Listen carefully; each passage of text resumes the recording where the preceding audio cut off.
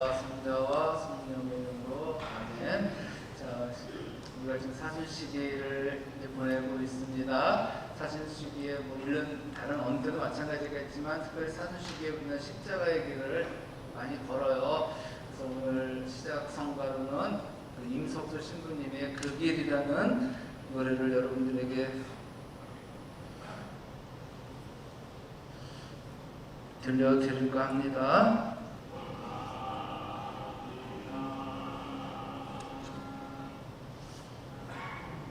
볼륨 좀 켜주세요.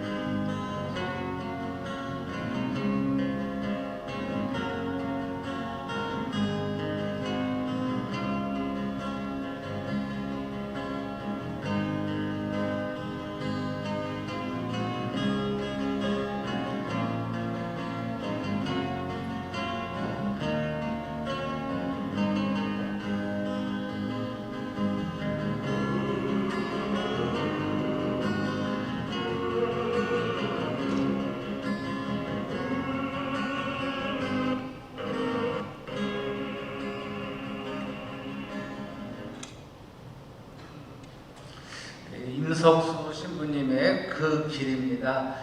우리 십자가의 길은 그저 고통의 길인 줄만 알았더니 신부님은 우리에게 그 길은 사랑의 길이고 은총의 길이고 부르심의 길이란 것을 노래로 알려주었습니다. 그 길 잘 따라가시기 바랍니다. 오늘 끊임없이 드리는 기도는 무엇일까 한번 살펴봅니다. 끊임없이 드리는 기도, 하나님의 뜻을 아는 것. 사도 바울은 데살로니가 서간을 편지를 통해서 우리에게 끊임없이 기도하십시오라고 권고합니다. 그렇게 말한 이유는 무엇일까요? 그 이유를 알기 위해서는 먼저 하나님께서 우리에게 원하시는 것, 즉 하나님의 뜻을 알아야 합니다. 우리를 향한 하나님의 가장 큰 뜻은 바로 우리가 예수님으로 말미암아 죄를 용서받고 구원을 받는 것입니다. 구원이에요. 우리는 이미 허물과 죄로 사형 선고를 받은 존재입니다. 성경은 죄가 주는 품삯은 죽음이라고 했어요. 우리가 하느님의 심판과 더불어 영원한 벌을 받지 않으려면 하느님의 뜻을 바로 알아야만 합니다. 하느님께서는 피조물인 우리가 영원한 벌을 받아 죽음 가운데 죽는 것을 견디지 못하십니다. 우리가 죽는 거 원하지 않으세요? 어떤 부모가 자식이 잘못했다고 죽기를 바랍니까? 물론 화가 나서 그 순간에는 나가 죽어. 응? 좀 많이 들었거든요. 옛날에 많이 들었는데 정말 그때는 그런 줄 알았는데 그거 아니잖아요. 그죠? 그때는 이제 아버지도 화가 나서 그랬지만 정말 죽기를 바라는 부모는 없습니다. 바로 우리 하나님도 그런 마음이죠. 그래서 우리가 죽음의 길이 아닌 구원의 길을 걸을 수 있도록 그 길을 열어놓으셨습니다. 바로 오늘 들은 십자가의 길은 또 한편으로 구원의 길이기도 합니다. 디모데오 1서 2장 4절 말씀입니다. 하나님께서는 모든 사람이 구원을 받고 진리를 깨닫게 되기를 원하십니다. 우리는 하나님께서 주신 말씀을 믿음으로 구원을 받습니다. 하지만 단순히 구원받는 것이 하나님의 궁극적인 뜻은 아닙니다. 하나님께서 우리에게 진정으로 원하시는 것은 우리의 삶이 하나님께 영광을 돌려드리는 것과 이 땅에 하나님의 영광이 드러나는 삶을 사는 것입니다. 즉 하나님의 뜻대로 살아가는 것이 우리를 향한 하나님의 계획이며 뜻입니다. 세상 한가운데에 살면서 하나님의 뜻을 가장 잘 이룬 이는 바로 예수님이시죠. 따라서 우리는 예수님을 본받는 삶을 살아야 합니다. 자, 에베소서 4장 13절 말씀입니다. 그리하여 우리가 모두 하느님의 아드님에 대한 믿음과 지식에서 일치를 이루고 성숙한 사람이 되어 그리스도의 충만한 경지에 다다르게 됩니다. 하느님의 뜻은 죄인인 우리가 하느님의 아드님이신 예수님을 믿음으로 성숙한 사람이 되는 것입니다. 성숙하다는 것은 읽는 거죠. 성장을 해요. 우리는 성장을 합니다. 성장을 했으면 그 다음에 성숙해져야 돼요. 과일이 여름에 성장을 해요. 근데 이것이 성숙해지지 않으면, 익지 않으면 못 먹어요. 마찬가지로 우리도 믿음과 기도로 성장을 하고 나서는 어떻게 해야 돼요? 성숙해져야 돼요. 성장한 사람은 많은데 성숙한 사람이 많지 않은 세상입니다. 예수 그리스도의 충만한 경지에 이르러야 하는 것이죠. 그때 우리의 삶을 통해 하나님의 뜻이 드러날 수 있습니다. 바로 거기에 하나님의 축복이 있고 다시 태어난 우리의 삶의 의미가 있습니다. 사도 바울은 이런 삶이 무엇인지 알았던 거예요. 하나님의 첫째가는 죄인, 자기를 첫째가는 죄인 중에 죄인이란 말을 쓰는데, 그리고 개신교에서 괴수란 말을 써요. 괴수. 근데 첫째가는 죄인인 자신을 구원하시고 하느님의 자녀로 삼으셨다는 것을 알았어요. 믿음의 여정은 이집트를 탈출하는 것이 전부가 아닙니다. 광야를 거쳐 가나안 땅에 이르러야 합니다. 많은 사람이 홍해를 건너기는 해요. 근데 가나안에 이르지 못해요. 옛날 이스라엘 백성들처럼. 그래야 진정한 하느님의 거룩한 백성이 될 수 있는데, 하나님께서는 우리가 하느님의 거룩한 백성이 되어 하나님의 뜻이 우리의 삶의 현장에서 드러나길 바라십니다. 우리에게 광야와 같은 고난과 시련이 있어도 그 가운데 하나님의 거룩한 뜻이 드러난다는 것을 명심해야 합니다. 하나님께서는 우리가 그런 인생을 살기 원하셔요. 그래서 때로는 우리를 광야로 보내시는 겁니다. 우리가 원치 않아도. 사도 바오로의 고백을 들어보시기 바랍니다. 다 같이 시작. 나는 훌륭히 싸웠고 달릴 길을 다 달렸으며 믿음을 지켰습니다. 이제는 의로움의 화관이 나를 위하여 마련되어 있습니다. 의로운 심판관이신 주님께서 그날에 그것을 나에게 주실 것입니다. 나만이 아니라 그분께서 나타나시기를 기다린 모든 사람에게도 주실 것입니다. 그렇다면 하느님의 뜻을 드러내는 삶은 어디에서 비롯될까요? 사도 바오로는 자신의 삶을 철저히 말씀에 비추며 살았어요. 말씀에.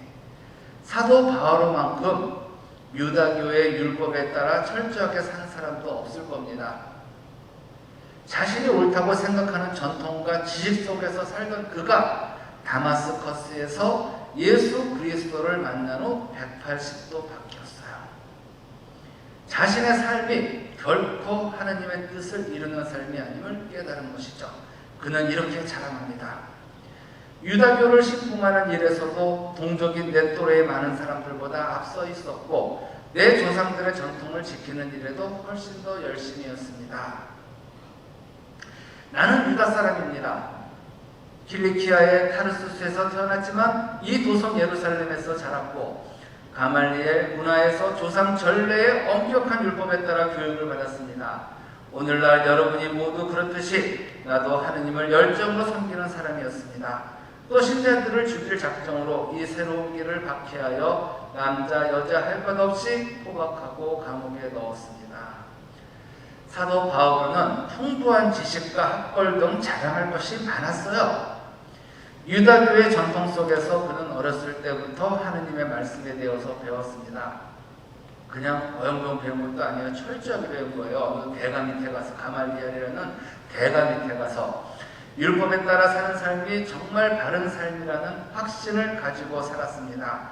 그러나 다마스커스에서 주님을 만나고 아라비아 강야에서 받은 단련과 훈련으로 주님을 더 깊게 만나며 그는 이제까지의 삶이 주님의 뜻을 드러낸 삶이 아니었음을 비로소 깨닫게 되었습니다.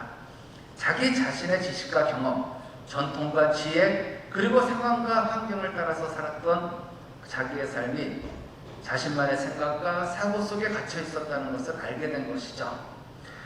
그 후 그는 자신이 추구했던 삶이 아무것도 아니었다는 것을 깨닫게 되었습니다. 철저하게 자기 중심적이었다는 것을 알게 된 거죠. 이런 삶이 맺는 열매가 바로 우리가 경계해야 할 육체의 열매입니다. 육체의 열매.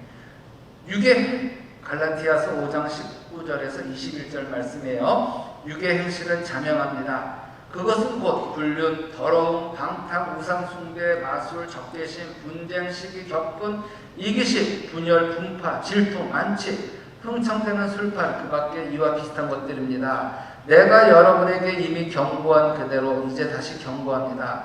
이런 짓을 저지르는 자들은 하느님의 나라를 차지하지 못할 것입니다. 이렇게 육체의 열매를 추구하는 사람들은 하느님의 나라를 차지하지 못합니다.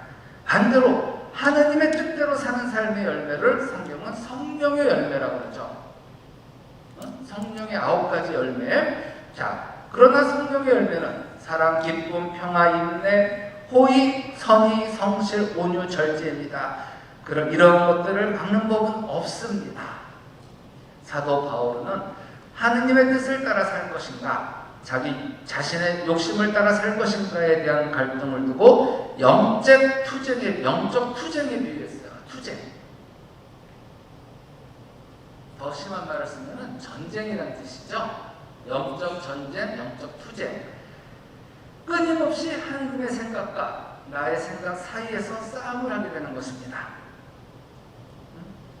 이렇게 하는 게 하나님의 뜻인가? 아니야. 뭐 그렇게 하고 이렇게 해도 되지 뭐 하면서 내 생각과 하나님의 뜻 사이에서 막 싸우는 거야. 사실 우리는 쉽게 개인의 생각과 경험, 습관에 좌지우지합니다. 이처럼 연약한 인간이기에 우리는 스스로 하나님의 뜻을 이룰 수 없어요. 그래서 사도 바울은 자신 안에 선한 것이 하나도 없다는 생각을 가지고 끊임없이 기도한 겁니다. 이건 기도하지 않고서는 되지 않는다는 거예요. 기도하지 않으면 늘 사탄의 생각 아니면 내 개인의 생각으로 따라 살게 되는 거죠. 우리는 우리의 힘으로 이 세상을 이길 수 없습니다. 마귀 그렇게 만만한 존재 아니에요. 세상 그렇게 우습지 않죠. 우리의 힘으로 우리 속에 있는 죄의 부패성에 맞설 수 없습니다. 우리의 힘만으로는 사탄을 감당할 수 없어요. 아무리 발버둥 쳐도 육체의 열매를 맺을 수밖에 없는 부패한 죄의 성향이 우리 안에 있기 때문입니다. 우리는 철저히 주님을 의지하고 주님께 의지하고 기도하며 주님의 도우심을 청해야 합니다. 이것이 이 땅에서 주님의 뜻을 이루어 드리는 것입니다. 그래서 사도 바울은 우리에게 쉬지 말고 끊임없이 기도하라고 하는 거예요. 그래서 가장 좋은 기도가 뭘까요? 이럴 때 우리가 그때 기도할 수 있는 거, 화살 기도가 대표적인 기도가 되겠죠. 묵주가 없어도 되고, 내가 생각날 때마다 밥 먹을 때도 기도할 수 있고, 어디 갈 때도 기도할 수 있고, 화장실에 용변 보면서도 기도할 수 있고, 누군가를 내가 위해서 기도하는 거 화살 기도만큼 좋은 기도는 없죠. 깨어 기도하자. 자, 에베소서 6장 18절 말씀입니다.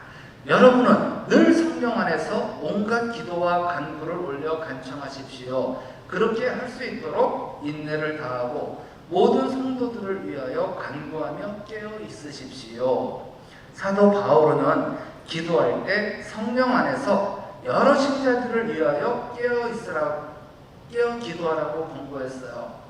자신을 이기고 세상을 이기며 사탄을 이기는 승리의 삶을 살기 위해 가장 중요한 것이 주님께 기도하는 것임을 안 겁니다. 그렇다면 영적 투쟁에서 승리하기 위해 끊임없이 기도하면 어떤 유익이 있을까요? 우선 기도를 하면요, 여러 은사들이 생깁니다. 그러나 기도할 때 나타나는 가장 중요한 변화는 하느님께서 우리의 관점을 바꾸신다는 거예요.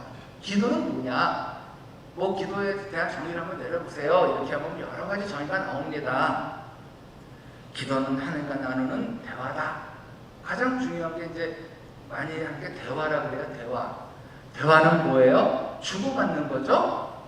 근데 혼자 얘기 다 하고 얘기 끝나면 청할 거 다 청했으면 우리는 듣진 않고 어떻게 해요? 쏙 나가죠. 대화가 아니에요. 우리가 하는 기도는 독백이지. 하나님께서 이제 무슨 말씀 하시려고 그러는데 내 얘기 다 했으니까 쏙 나가. 이게 뭐냐면 애들이랑 대화해줘놓고 엄마가 대화 좀 해제. 자기 얘기 쏙 해놓고 알았지? 그렇게 해. 그리고 애가 얘기하려면 엄마 말대로 안 돼. 그리고 애들 말 안 듣는 것처럼 하느님께도 꼭 그런 식이에요. 할 건 자기 할 얘기 다 해놓고 이제 하느님이 그래 네 얘기 잘 들었다. 이제 나도 얘기 좀 하자. 하려 치면은 제가 지금 바빠가지고요 하면서 일어나 버리는 거. 기도 아니에요. 혼자 푸념한 거고 독백입니다. 기도는 대화죠. 그리고 제 생각으로 기도는 뭐 여러 가지 기도에 대해 얘기하다 보니까 내 뜻을 하느님의 뜻으로 맞추는 거예요. 아니면 하느님의 뜻으로 내 뜻을 덮어버리는 거. 즉 하느님의 뜻이 무엇인지를 알아내는 게 기도일지 모르겠어요. 내 뜻이 이루어지기를 바라는 것이 아니라 아버지의 뜻이 이루어지기를 바라는 게 기도라는 거죠. 세상을 보는 관점을 하느님의 눈으로 볼 수 있게끔 바꿔주는 게 기도예요. 사건을 보는 관점을 바꾸고 사람을 보는 관점을 바꿔줘요. 기도하면. 누가 봐도 절망할 수밖에 없는 상황인데 하느님께서 우리의 관점과 시각을 바꾸시고 문제의 본질을 바로 보게 만들어 주시는 겁니다. 기도할 때. 우리가 기도로 주님의 도우심을 청할 때 주님께서는 우리 안에 들어오셔서 죄와 죽음의 관점에서 볼 수밖에 없는 우리의 그릇된 관점을 주님의 시선에서 주님의 눈으로 볼 수 있도록 거룩한 관점으로 바꿔주시는 거예요. 그러니까 절망도 희망이 되는 거예요. 우리 삶에서 일어나는 모든 일들은 결코 우연히 일어나는 것이 아닙니다. 우리 만남은 우연이 아니라며요. 임실 치즈, 요 유명한 신부님 있죠? 지정한 신부님, 돌아가셨지만 지정한 피자, 지정한 신부님이 당신의 장례식 때 불러달랬던 노래가 바로 만남이래요. 그래서 신자들이 장례식장에서 만남을 불렀답니다. 우리 만남은 우연이 아니야. 그것은 우리의 바람이었어. 뭐 이런 식으로 너무나 그 노래는 그 작사가가 뭐 성당을 다니는지 교회를 다니는지 모르겠지만 상당히 성경적이에요. 그래서 그 지정한 신부님이 좋아하셨대요. 마찬가지로 우연히 일어나는 것이 아닙니다. 모든 일에는 하느님의 뜻과 계획이 있어요. 섭리예요.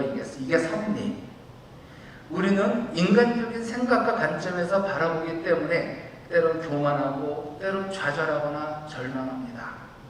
하지만 기도의 중심으로 들어가면 우리의 마음이 겸손해지고 하느님의 관점으로 상황을 보게 되므로 희망이 생기고 앞으로 나아갈 수 있게 되죠. 그래서 절망 속에서도 희망이 섭네라는 이혜인 수녀님 시처럼 그렇게 살 수 있는 거죠. 그래서 사도 바울은 끊임없이 기도하라고 권고합니다. 자, 데살로니가 1서 6장 6절에서 18절 말씀, 이건 여러분들이 외우셨으면 좋겠어요. 길지 않잖아. 이 구절은 여러분들이 그냥 외우셨으면 좋겠어. 이 짧은 구절 안에 얼마나 많은 게 들어있는 거예요. 언제나 기뻐하십시오. 기뻐. 끊임없이 기도하십시오. 기도. 모든 일에 감사하십시오. 감사. 기쁨, 기도, 감사 다 들어가 있는 거예요. 이것이 그리스도 예수님 안에서 살아가는 여러분에게 바라시는 하느님의 뜻입니다. 결국 하느님이 우리에게 바라시는 건 뭐냐? 기쁘게 살아라. 기도해라. 감사해라 이거예요. 이거는 이게 그리스도인의 표식이에요. 저 사람이 신자냐 아니냐 볼 수 있는 것은 뭘 보면 아니야. 기쁨에 찬 삶을 살고 있느냐. 기쁘다고 해서 힘든 일이 없다는 거 아니에요? 여러분 아시죠? 기쁨이라는 것은 힘든 일이 없다는 걸, 힘든 가운데서도 저 사람은 기쁘게 사느냐? 그럼 신자예요. 저 사람은 기도하느냐? 감사하느냐? 이걸 보면 저 사람이 예수님을 믿는 사람인지 아닌지를 우리는 분별할 수 있는 거야. 또 로마서 1장 9절에서 10절, 그분 아드님의 복음을 선포하며 내 영으로 섬기는 하느님께서 나의 증인이시니라. 나는 끊임없이 여러분 생각을 하며 기도할 때마다 하느님 뜻에 따라 어떻게든 내가 여러분에게 갈 수 있는 길이 열리기를 빌고 있습니다. 예언자 사무엘도 끊임없이 드리는 기도에 대해서 말했어요. 나 또한 여러분을 위하여 기도하기를 그치거나 주님께 죄를 그치거나 하여, 그러니까 기도를 그만두고 벗어 주님께 죄를 짓지는 않을 것이요. 그리고 나는 여러분에게 좋고 바른 길을 가르쳐 주겠소. 자, 우리는 우리 나름대로 세상을 보고 사람을 보고 그리고 사건을 보는 관점이 형성되어 있습니다. 제가 보는 관점이 다르고 여러분들이 보는 관점 다 달라요. 그래서 쟤는 왜 저래? 이렇게 말하면 곤란하죠. 왜? 쟤는 그렇게 볼 수밖에 없는 거죠. 그런 과정에서 자랐고 또 그런 학교에서 나오고 그런 공부를 했고, 그것이 우리가 세상을 보는 방법이에요. 자기만의 관점. 그런데 인격적인 사람은 어떤 사람이라고 말합니까? 바로 상대방의 관점으로 볼 줄 아는 사람을 인격적인 사람이라고 말하는 거죠. 우리가 부부 싸움할 때 니네 집은 왜 그래? 자기 엄마는 왜 그래? 이렇게 얘기할 때가 있는데 이거 너무 무서운 말이죠. 그렇죠? 자기 엄마는 그럴 수 있어요. 당신 집도 그럴 수 있어요. 근데 왜 내 집, 내 눈으로, 우리 엄마 눈으로 보면 안 된다는 것이죠. 그게 무서운 말이에요. 우리 신부님들이 실수하는 것도 가장 큰 것 중에 하나도 부임왔어. 이 성당은 왜 이럽니까? 이런 말 하면 여러분 기분 좋으세요? 안 좋으세요? 그 신부가 오기 전부터 여러분들은 그렇게 살고 있었는데 신부가 오자마자 이 성당은 왜 이렇습니까? 그러면 신자들은 기분이 나빠요. 잘못된 거 없거든요. 마찬가지로 신부가 왔는데 여러분들이 저 신부님 왜 저러셔? 이러면 안 되는 거죠. 서로 좀 기다려주면은 서로의 눈이 맞아가는데 그 눈 맞아가는 것을 기다리지 못하고 왜 저래? 이런다면 이제 그때부터는 살기 힘들어진 거야, 서로가. 쉽게 말하면 나 중심적으로 형성된 관점 속에서 다른 사람의 입장, 다른 사람의 상황을 고려하고 그 관점에서 상대방을 대할 때 그 사람을 인격적인 사람이다, 배려가 많은 사람이다 라고 이야기하는 것입니다. 그렇다면 그리스도는 어떤 사람일까요? 성경에서는 그리스도의 영이 없으면 그리스도의 사람이 아니라고 했어요. 그러면 그리스도의 영은 어떻게 우리 가운데 들어오나요? 그냥 저절로 들어오면 좋겠는데 그 영은 어떻게 해야 돼요? 돈 주면 들어오나요? 안 들어오면 쳐들어갈까요? 이런 얘기하고 마스크 안 썼을 때 이런 얘기하면 참 웃는데 표정이 지금 웃는 건지 몸 불만이 있는 건지 그냥 마스크 쓰고 그냥 눈만 보이니까 코로나가 빨리 끝났는데 지금 보면은 웃는 건지 뭔지 모르겠어요. 자, 그리스도의 영은 우리가 기도할 때 우리 가운데 들어오세요. 기도할 때 들어오십니다. 그리고 우리를 향한 주님의 뜻이 무엇인지를 보게 만들고 주님의 뜻에 살도록, 주님의 뜻에 따라 살도록 우리에게 순종의 능력을 줍니다. 자, 우리가 지금 그랬죠. 기도할 때 그리스도 영이 우리에게 들어온다 그랬죠.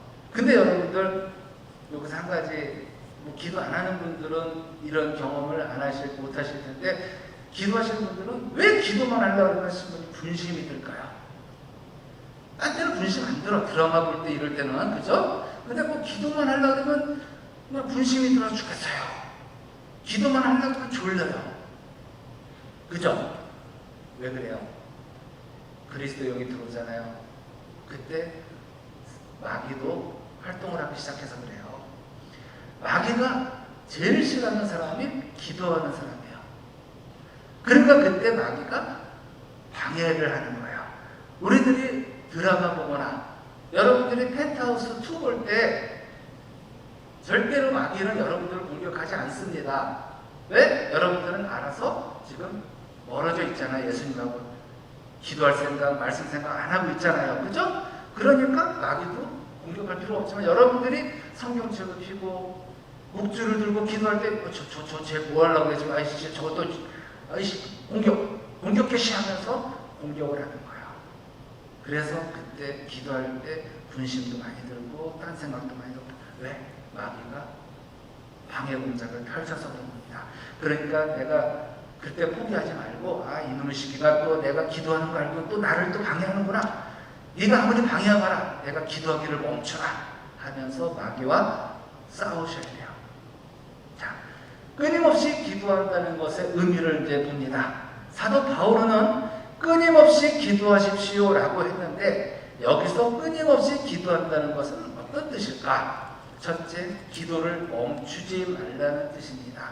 그러면 잠도 자지 말고 일도 하지 말고 기도만 하라는 것일까요? 아니죠. 그렇지 않아요. 우리가 기도하지 못할 때는 성령께서 우리를 대신해서 기도해 주십니다. 이것은 참으로 귀한 하느님의 역사입니다. 우리의 연약함을 아시는 하느님의 자비로운 보살핌인 것이에요. 그 여러분들이 어떤 때 묵주기를 들고 이제 자기 전에 묵주기도 하시는 분들 있잖아요. 그러다가 묵주기도 하면서 잠이 든 적 있죠. 그거 기도하다 난 게 아니라 성령께서 나머지는 다 채워주실 거고 또 꿈에서 기도하잖아요. 저는 정말 그런 소원을 많이 가졌어요. 꿈에서도 기도했습니다. 꿈에서도 이사를 드렸으면 얼마나 힘들까요? 그죠?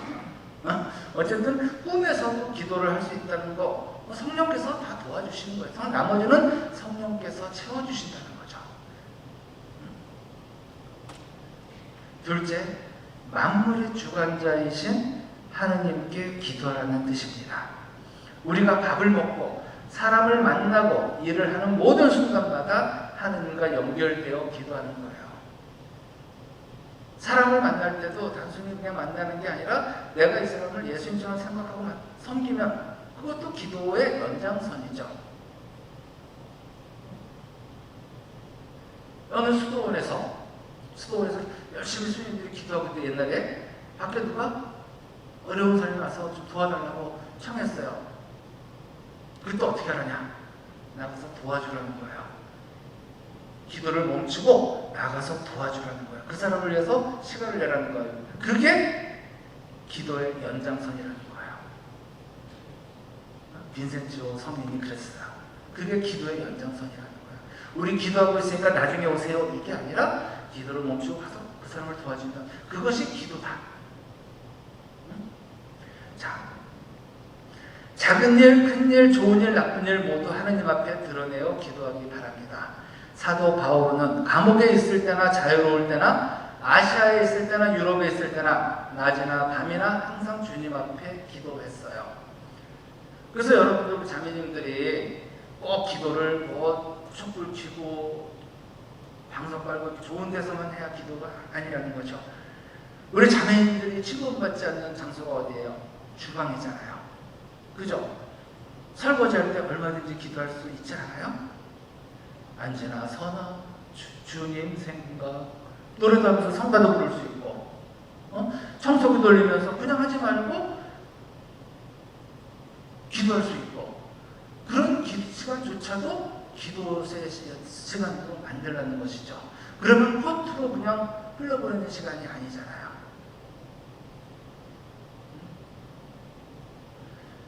그러면 내가 밥을 할 때도 정성에 들어갈 거고 기도하면서 밥하는 거하고 그냥 투덜대면서 밥하는 거하고 다를 것 같아요. 저도 옛날에 어머니 돌아가시고 살림할 때 그렇게 해보려고 했는데 저도 불평불만이 먼저 나오더라고요. 힘드니까.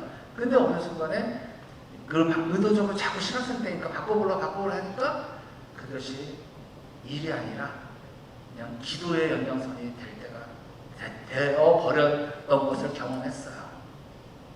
여러분들도 그렇게 한번 그런 일을 기도의 연장선으로 한번 만들어 보시면 내가 하는 일 모두가 기도 시간이 되지 않을까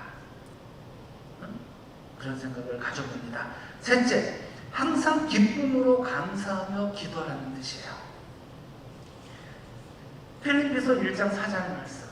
기도할 때마다 늘 여러분 첫날부터 지금까지 복음을 전하는 일에 동참하고 있기 때문입니다. 여러분이 기도할 때마다 늘 여러분이 첫날부터 지금까지 복음을 전하는 일에 동참하고 있기 때문입니다. 나는 밤낮으로 기도할 때마다 끊임없이 그들을 생각하면서 내가 조상들과 마찬가지로 깨끗한 양심으로 섬기는 하느님께 감사를 드립니다. 감사를 드리면서 기도하면 결과와 상관없이 감사의 열매를 맺게 됩니다. 하느님의 신실하신 사랑과 보살핌을 더욱 의지하게 돼요.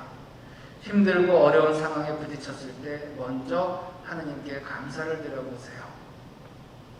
모든 것을 주관하시는 하느님께서 위기를 기회로 주시리라 믿고 간청해 보십시오. 주님께서 우리의 눈물을 기쁨으로 바꾸어 주실 겁니다. 위기는 나쁜 게 아니에요.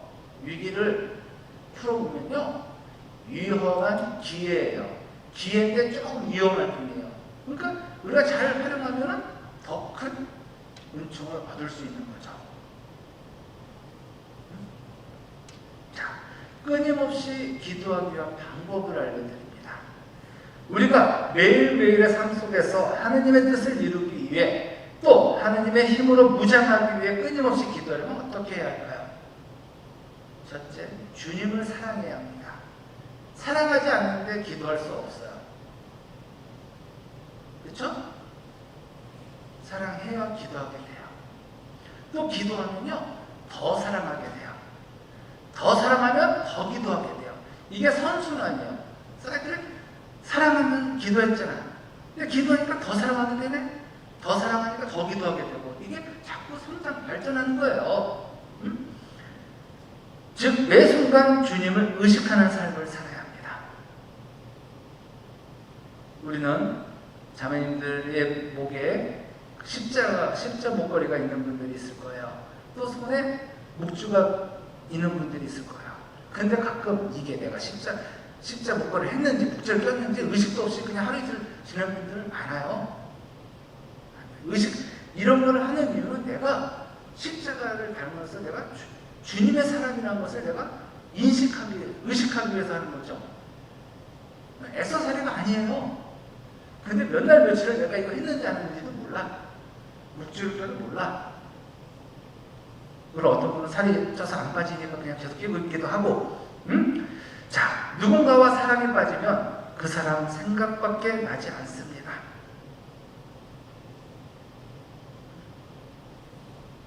비가 오면 생각나는 그 사람이 아니에요.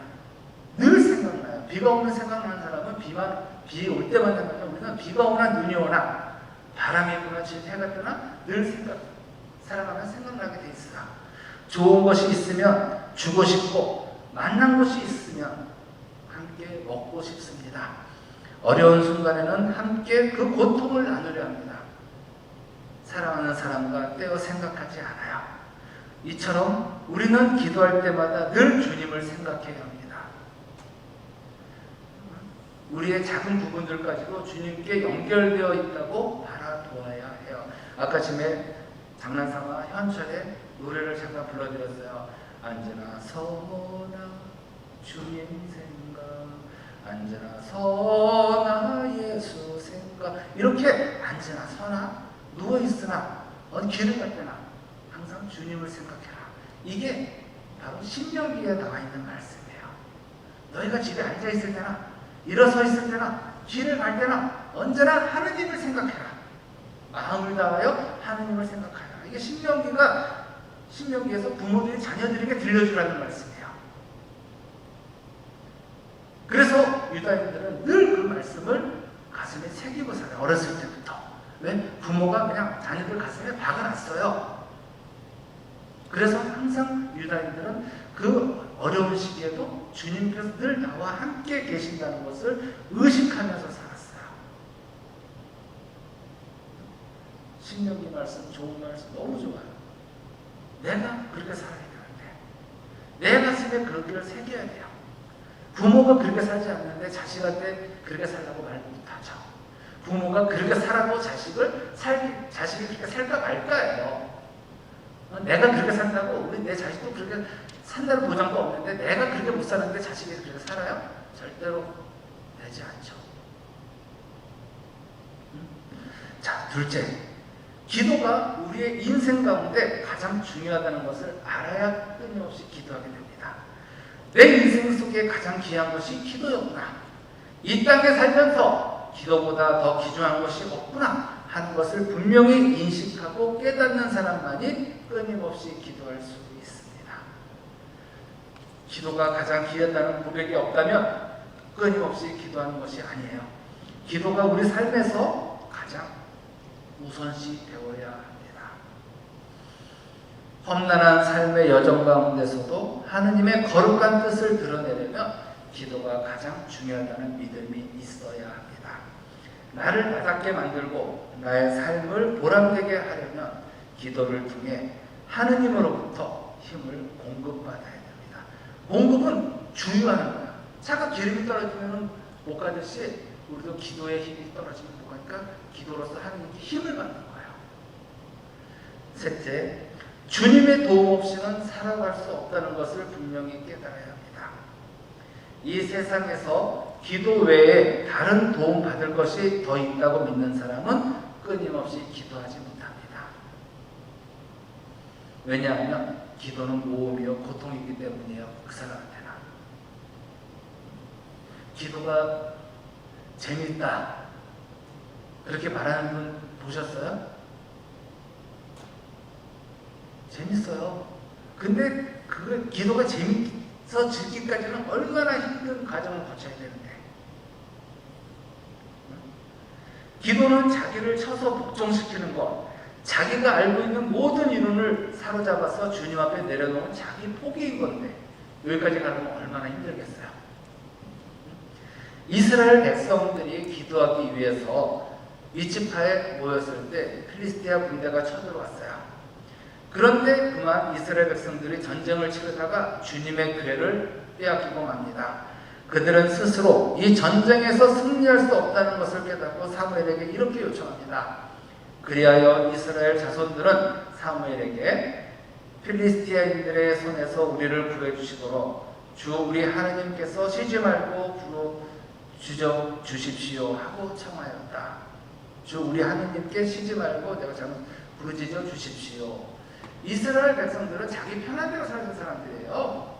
그렇죠? 그러나 위기의 순간 그들은 하느님의 도우심이 없으면 살 수 없다는 것을 깨닫고 사무엘에게 쉬지 말고 부르짖어 달라고 간청하였어요. 기도의 승리를 경험한 사람들은 자신의 인생 가운데 나타나는 하느님의 인도하심과 거룩한 뜻을 바라봅니다. 그것을 분별하고 하느님의 도우심을 간절히 청하며 기도합니다. 기도로 하느님의 영광을 드러내는 도구로 쓰여지게 되는 것이죠. 하느님께 주신 축복은 기도로 지켜야 됩니다. 여러분들이 받은 축복들이 많아요. 그거 어떻게 지킬 거예요? 기도로 지키는 거예요. 기도한다는 건 뭐예요? 감사의 마음을 잊지 않는 거죠. 근데 나 잘나서 그냥 있다가 나중에 잃어버리면 그때 가서 내가 주님께 기도하지 않아서 주님을 잊어버려 살아서 주님께서 이러신다. 주님 그렇게 또 복수하시는 분은 아닌데 기도를 안 하니까 주님이 어떤 분인지를 또 까먹어. 우리 가운데 오는 시련은 또 오직 기도로 이겨내야 합니다. 기도로 얻은 하느님의 구원과 사랑은 오직 기도로 완성시켜야 합니다. 기도가 아니면 할 수 없다는 믿음을 가져야 합니다. 그래서 여러분들 하느님을 힘들게 해야 돼요. 힘들게. 지금 한번 잘 생각해서 하느님이 나 때문에 힘들까요? 편하실까요? 응? 대부분 편할 거예요. 많은 분들이 왜? 하느님께 매달리진 않잖아. 근데 이사야 예언자는 이렇게 얘기해요. 너희는 그분을 쉬시게 하지 마라. 자꾸 기도해서 그분을 귀찮게 하라는 거예요. 응? 근데 우리는 하느님이 너무 편하실 것 같죠? 늘 쉬시고 계시죠? 아니죠. 여러분들 기도 열심히 하시니까 여러분들 때문에 하느님이 귀찮아야 돼요. 아우 너 또 왔냐? 귀찮아. 재판관에 찾아온 과부처럼 계속 매달려서 아유 귀찮아 죽겠네 들어주마. 그래도 원하는 게 뭐야? 그래 알았어 내가 들어줄게 가. 잠 좀 자자. 이렇게 할 수 있도록 여러분들 하느님을 쉬시게 하지 마세요. 하느님 힘들게 하세요.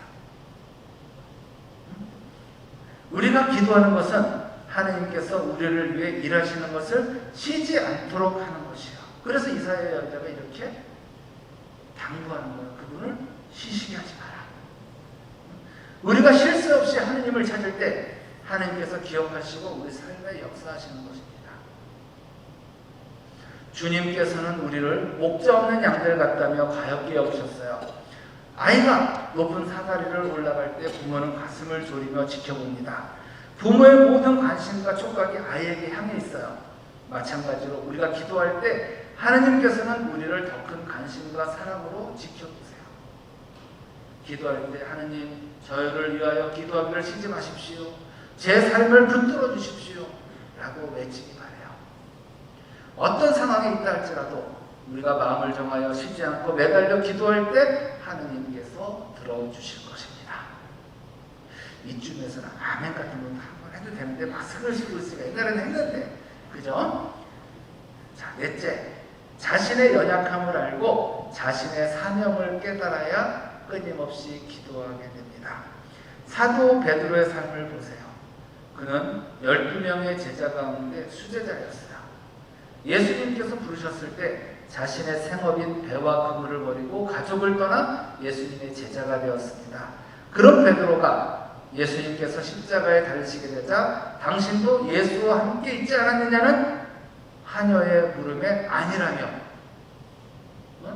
내가 내 말이 거짓이나 아니야 벼락 맞을 거야 하면서 그렇게까지 아니라며 자신이 예수님의 제자임을 3번이나 부인했어요. 한순간에 무너지는 자신의 신앙과 믿음에 그는 통곡해야 했습니다. 아이고 내가 왜 자기 믿음이 부끄러운 거죠. 자신의 연약한 본질을 발견한 겁니다. 예수님을 옆에서 따라다니는 베드로도 위험이 찾아오니까 그렇게 돼요. 그러나 주님께서는 밑바닥에 처한 베드로를 향해 뭐라고 하십니까? 내 양들을 돌보아라 하고 말씀하셨어요.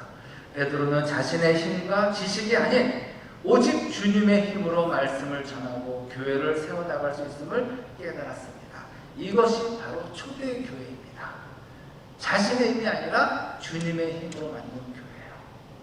우리가 하나님의 일을 할 때 돈이 있고 능력이 있고 지식과 지혜가 있어서 얼마든지 나 혼자 할 수 있다고 생각한다면 기도의 자리에 서지 못할 것입니다. 기도의 필요성을 느끼지 못할 겁니다. 하지만 정말 나 자신이 부족하여 하느님의 일을 이룰 수 없다는 사실을 깨닫는 사람은 주님께 의지하는 기도를 드리게 됩니다. 이러한 깨달음은 쉽게 찾아오지 않습니다. 시련을 통해서 내가 의지했던 것을 다 내려놓았을 때 깨닫게 되는 것이죠. 이스라엘 백성들이 광야 생활 40년 동안 훈련을 받은 것을 떠올려 보세요. 하나님께서는 그들을 보호해 주시고 입혀 주시고 먹여 주시면서 철저하게 훈련시키셨어요. 그들의 인간적인 의지를 꺾어놓기 위해서 말이죠. 그 중에는 반란을 일으키는 사람들도 있었습니다. 왜 우리가 이런 광야에서 고생을 해야만 하는가? 이집트에서 편하게 살 수 있었는데 이게 무슨 개고생인가 하며 불평불만이 끊이지 않았습니다. 그러나 하느님께서는 결국 이스라엘 백성들을 하느님 앞에 복종시키시고 놀라운 은총을 보여주셨습니다. 자, 우리는 끊임없이 기도의 자리로 나아가야 합니다. 매 순간 하느님께 의지해야 합니다. 그렇지 않으면 제대로 된 인생을 살 수 없어요. 착하게 성실하게 사는 것만으로는 부족합니다. 하느님의 기준대로 사는 것이 중요해요. 따라서 하느님의 기준, 하느님의 뜻을 알려면 기도해야 합니다. 당신의 뜻이 무엇인지 알려주십시오 라는 거 말하는 게 기도인 것이죠. 기도를 통해 하느님과 대화해야 합니다. 주님, 주님의 뜻을 저에게 보여주십시오. 저는 절망할 수밖에 없지만 이 상황에 필요한 지혜를 저에게 주십시오. 주님, 제가 말씀대로 살게 하셔서 저를 통해 주님의 뜻이 이루어지는 영광을 보게 하여 주십시오. 이것이 바로 기도인 것입니다. 기도는 우리의 관점을 바꿉니다. 기도는 주님의 뜻대로 행할 수 있는 능력을 우리에게 주시도록 합니다. 그래서 기도하는 것이 때로는 귀찮고 힘들 때도 있지만 하나님께서 이루어 가시는 기쁨이 우리 안에 가득하게 됩니다. 그래서 여러분들 혹시라도 허리가 아프신 분들, 이런 분들 자세 이렇게 있으면 힘드니까 어디 기대고 하셔도 되고요. 종아리 난 분들은 다리 높여놓고 누워서 하셔도 돼요. 대신 누워서 마음을 좀 단정하게 하시면은 여러분의 몸에 맞게 기도하셔요. 옛날에 우리는 뭐 앞바다리라 해도 양반다리하고 뭐 이렇게 하는 것처럼 했잖아요. 근데 그게 지금 건강에 좋아요, 안 좋아요? 안 좋대요. 관절을 왜 우리 엄청 간대요. 그렇게 할 수 있는 분들도 그럼 그렇게 하면은 한다 쳐. 그러면 몇 분 못 있어요.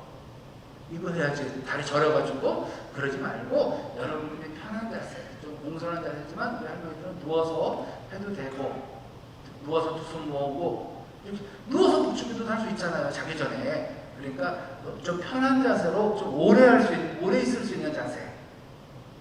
불편해서 금방 자세 바꾸지 말고 좀 편한 자세로 오래 좀 갈 수 있는 자세로 여러분들이 기도하는 습관을 들이시면 좋을 것 같아요. 소파 같은 데 기대서 두 발 무릎 붙이고 이렇게 기도하면 또 쿠션 같은 거 놓고 기도할 수도 있고. 아셨죠? 자, 사도 바울은 우리에게 끊임없이 기도하라고 권고합니다. 그렇게 살았던 사도 바울은 영적 투쟁에서 훌륭하게 싸워 승리하고 생명의 화관을 기다린다고 고백했어요. 죽기 전에 우리도 이런 말 할 수 있어야죠. 생명의 화관을 기다린다. 나는 훌륭하게 잘 달려갔다. 즉 나는 잘 싸웠다. 여태까지 살면서. 그래서 주님께서 주신 지금의 현세 삶을 잘 마치고 저도 이제 생명의 화관을 기다린다. 이제 돌아갈 준비 됐습니다. 이렇게 말할 수 있어야죠. 그러기 위해서 우리가 잘 살아야 되는 것이죠. 우리의 인생의 마지막에 사도 바울과 같은 고백을 할 수 있었으면 좋겠어요. 평화로울 때, 절망할 때, 근심이 가득할 때, 일이 많아 지칠 때가 있다면 그것이 기도하라는 신호입니다. 또 역으로 이런 일이 없을 때는 또 감사하며 기도하라는 신호예요. 바울은 끊임없이 기도하며 살았던 자신의 삶이 바로 우리를 향한 주님의 뜻이라고 말씀하십니다. 주님께서 지금 우리에게도 동일하게 말씀하십니다. 기도하라고, 감사하라고, 기뻐하라고. 그 기도의 자리, 주님의 뜻에 순종하는 자리에 기쁜 마음으로 나아가는 우리가 되기를 간절히 바랍니다. 자,